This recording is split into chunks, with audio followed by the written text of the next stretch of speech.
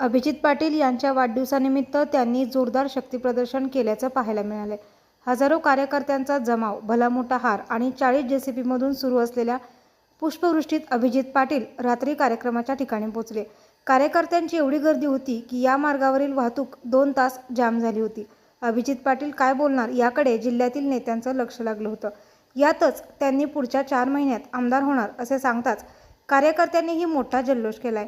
विधानसभा निवडणुकीच्या पार्श्वभूमीवर सोलापूर जिल्ह्यात राजकीय घडामोडींना वेग आलाय। अनेक राजकीय नेत्यांनी मोर्चे बांधणीला सुरुवात केली आहे। अशातच पंढरपूर विठ्ठल सहकारी साखर कारखान्याचे अध्यक्ष अभिजित पाटील यांनी देखील विधानसभेच्या निवडणुकीसाठी रणशिंग फुंकले आहे। पुढच्या 4 महिन्यात मी आमदार होणार असल्याचा दावा अभिजित पाटील यांनी केलाय। त्यामुळे अभिजित पाटील विधानसभेच्या मैदानात उतरणार हे निश्चित मानलं जातंय।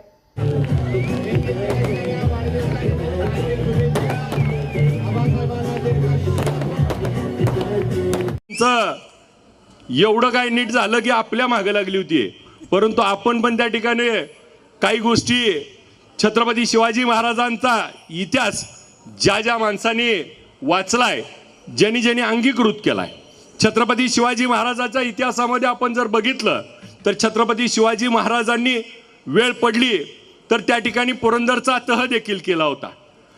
वेळ पडली तर छत्रपती शिवाजी महाराज दरबारामध्ये दरबार उधळून देखील त्या ठिकाणी गेले होते आणि वेळ पडली तर त्या ठिकाणी आग्र्यावरनं पळून देखील त्या ठिकाणी आले होते आणि वेळ पडली तर त्या ठिकाणी समोरच्याचा कोताळा देखील काढला होता। त्यामुळे वेळ पडेल त्या ठिकाणी तो निर्णय घेता आला पाहिजे